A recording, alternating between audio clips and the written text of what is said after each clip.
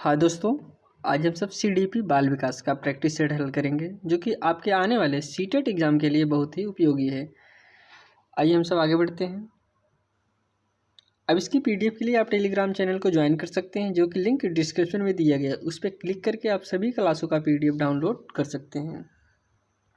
आइए हम सब पहला क्वेश्चन देखते हैं। क्रिया प्रसूत अनुकूलन सिद्धांत का प्रतिपादन खाली स्थान ने किया था। ऑप्शन आपके पास है स्किनर ने, पावलोव ने, थॉर्नडाइक ने या फिर कोहलर ने। इसका जो कि राइट आंसर है स्किनर ने। अब इसकी हम व्याख्या समझते हैं। स्किनर द्वारा क्रिया प्रसूत अनुकूलन सिद्धांत का प्रतिपादन किया गया था। इन्होंने अपना प्रयोग किस पर किया था? चूहों पर किया था। अब नेक्स्ट हम समझते हैं पावलोव। अब पावलोव की बात करते हैं तो इनका जो सिद्धांत था कालास्का अनुबंधन का सिद्धांत था और इन्होंने अपना प्रयोग कुत्ते पर किया था। नेक्स्ट आपका है थॉर्नडाइक। थॉर्नडाइक जो है इनका सिद्धांत प्रयास एवं त्रुटि था जो कि ये अपना प्रयोग बिल्ली पर किए थे। नेक्स्ट आपका है कोहलर। कोहलर का सिद्धांत की बात होती है तो इनका सिद्धांत था सूज का सिद्धांत था और इन्होंने अपना प्रयोग बंदर पर किया था। नेक्स्ट क्वेश्चन देखते हैं। डैश डैश डैश खाली स्थान है संबंध प्रतिक्रिया सिद्धांत में पावलोव ने प्रयोग किया।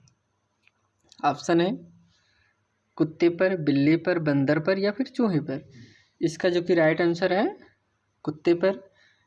कुत्तों पर पावलोव के द्वारा अधिगम की क्लासिकी अनुबंधन का प्रतिपादन किया जो कि भी जस्ट आपको ऊपर बताया गया, जिसमें उन्होंने कुत्ते पर प्रयोग किया था, बिल्ली पर थॉर्नडाइक, चूहों पर स्किनर और बंदर पर कोहलर ने प्रयोग किया था।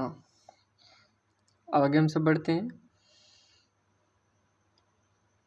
नेक्स्ट क्वेश्चन है पियाजे मुख्य रूप से किसके अध्ययन के लिए जाने जाते हैं? ऑप्शन है यौन विकास, भाषा विकास, संज्ञानात्मक विकास या फिर सामाजिक विकास। इसका आपका राइट आंसर है ऑप्शन नंबर सी संज्ञानात्मक विकास, पियाजे। अब इसकी हम व्याख्या समझते हैं। संज्ञानात्मक विकास का अध्ययन के क्षेत्र में जीन पियाजे का सिद्धांत एक अभूतपूर्व सिद्धांत आका गया है।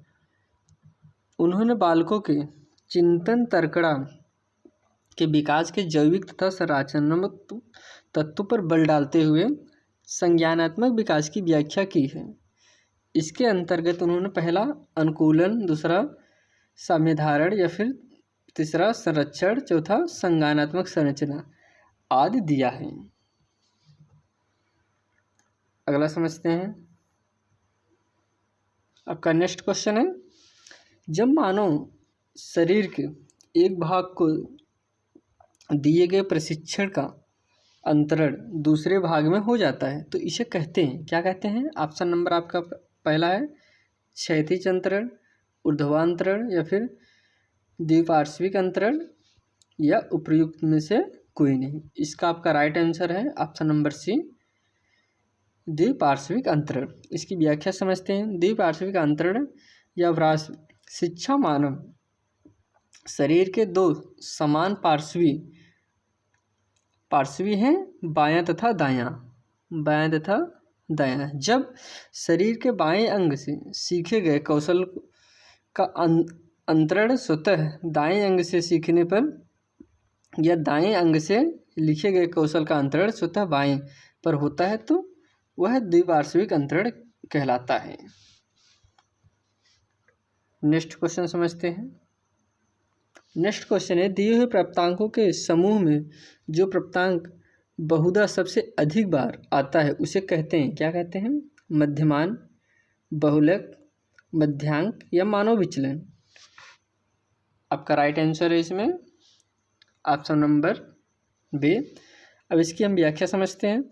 बहुलांक या बहुलक सांख्यिकी के केंद्रीय प्रवृत्ति की माप का भाग है जिसमें माध्यम, मध्यिका व बहुलक भी आता है। प्राप्तांकों में जिस प्राप्तांक की आवृत्ति सबसे अधिक होती है वह बहुलक कहलाता है। नेक्स्ट क्वेश्चन है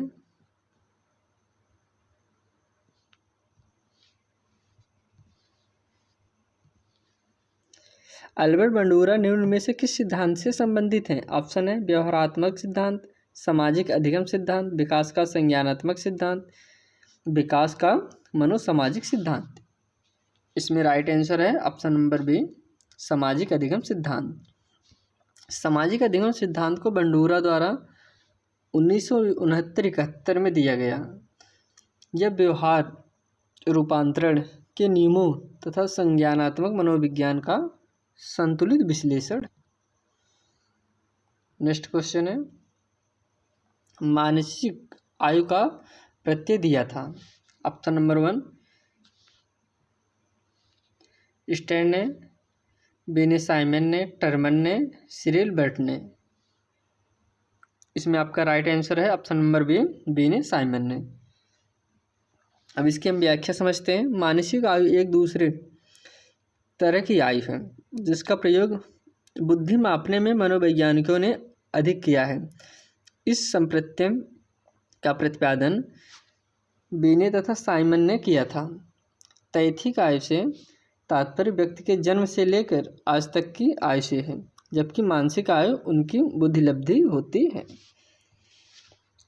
नेक्स्ट क्वेश्चन है आपका, निम्नलिखित में से कौन सा सीखने का नियम नहीं है? ऑप्शन है पहला तनाव का नियम, तत्परता का नियम, प्रभाव का नियम, अभ्यास का नियम। इसमें आपका राइट आंसर है ऑप्शन नंबर 1, तनाव का नियम। अब इसकी व्याख्या समझते हैं। तनाव का नियम अन्य 3 तत्परता का नियम, प्रभाव का नियम तथा अभ्यास का नियम अधिगम के नियम है। किसके नियम है? अधिगम के नियम है, जैसे थार्नडाइक ने अपने प्रयास एवं त्रुटि के अधिगम सिद्धांत में दिया था। नेक्स्ट क्वेश्चन है,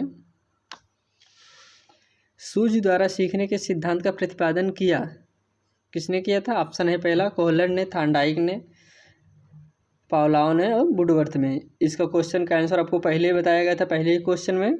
इसका जो कि राइट आंसर है ऑप्शन नंबर 1, सूझ का सिद्धांत कोहलर ने किया था। अब देखिए इसकी व्याख्या समझते हैं। सूझ द्वारा सीखने के सिद्धांत कोहलर महोदय ने किया था। इस सिद्धांत के अनुसार अधिगम किसी अभ्यास का प्रशिक्षण नहीं है, वस्तुतः अचानक आई सूझ में होता है। इन्होंने बंदर पर इन सिद्धांतों का प्रयोग किया था। किस पे किया था? बंदर पर। नेक्स्ट क्वेश्चन देखते हैं। कार्य को आरंभ करने, जारी रखने और नियमित करने की प्रक्रिया है। ऑप्शन है पहला संवेदना, दूसरा है प्रेरणा, तीसरा है सीखना या फिर चौथा है प्रत्यक्षीकरण। इसका जो कि राइट आंसर है ऑप्शन नंबर बी, प्रत्यक्षीकरण। इसकी व्याख्या समझते हैं। अभिप्रेरणा किसी कार्य को प्रारंभ करने, जारी रखने अथवा नियंत्रित करने या नियमित करने की प्रक्रिया है। किसके? गुण के अनुसार। नेक्स्ट क्वेश्चन समझते हैं। विस्मृति कम करने का उपाय है। ऑप्शन है सीखने की त्रुटि, पूर्ण विधि, सीखने में कमी, पाठ की पुनरावृत्ति या फिर स्मरण करने में कम ध्यान देना। इसका जो कि राइट आंसर है ऑप्शन नंबर सी, पाठ की पुनरावृत्ति।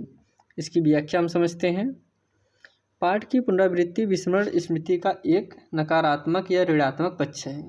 गिल्डार्ड के विस्मरण को एक नकारात्मक धारणा माना है। इस प्रकार पाठ की पुनरावृत्ति द्वारा ही धारण को बढ़ाया जा सकता है और विस्मृति को कम किया जा सकता है। अगला क्वेश्चन देखते हैं। क्रोध व भय प्रकार है। ऑप्शन है पहला आपका संवेग का, अप्रेरणा का, परिकल्पना का या फिर मूल प्रवृत्ति का। इसमें आपका राइट आंसर है पहला संवेग का। संवेग, क्रोध व भय संवेग के प्रकार हैं। मैकडूगल द्वारा इसी प्रकार 14 संवेगों की व्याख्या की गई है। संवेग एक जटिल अवस्था है जिसमें कुछ अंगीकृत प्रतिक्रियाएं जैसे हृदय की गति में परिवर्तन, रक्तचाप में परिवर्तन, सांस की गति में परिवर्तन, इसके अलावा बाहरी अंगों में परिवर्तन होता है।